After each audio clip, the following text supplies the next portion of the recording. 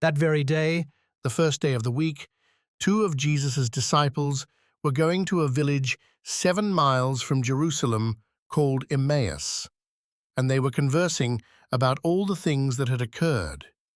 And it happened that while they were conversing and debating, Jesus himself drew near and walked with them. But their eyes were prevented from recognizing him. He asked them, "What are you discussing as you walk along?" They stopped, looking downcast. One of them, named Cleopas, said to him in reply, "Are you the only visitor to Jerusalem who does not know of the things that have taken place there in these days?" And he replied to them, "What sort of things?" They said to him, "The things that happened to Jesus the Nazarene, who was a prophet, mighty in deed and word before God and all the people.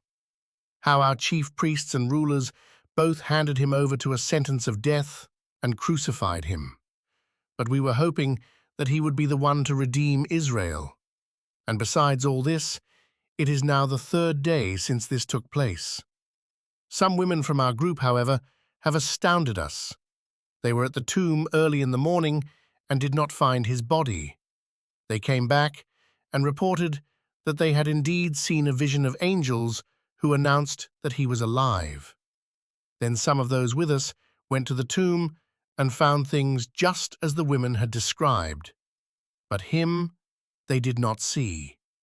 And he said to them, 'Oh, how foolish you are! How slow of heart to believe all that the prophets spoke! Was it not necessary that the Christ should suffer these things and enter into his glory?' Then, beginning with Moses and all the prophets, he interpreted to them what referred to him in all the scriptures. As they approached the village to which they were going, he gave the impression that he was going on farther. But they urged him, 'Stay with us, for it is nearly evening, and the day is almost over.' So he went in to stay with them. And it happened that, while he was with them at table, he took bread, said the blessing, broke it, and gave it to them.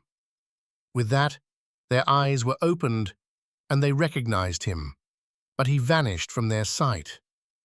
Then they said to each other, 'Were not our hearts burning within us while he spoke to us on the way and opened the scriptures to us?' So they set out at once and returned to Jerusalem, where they found gathered together the 11 and those with them, who were saying, 'The Lord has truly been raised and has appeared to Simon.'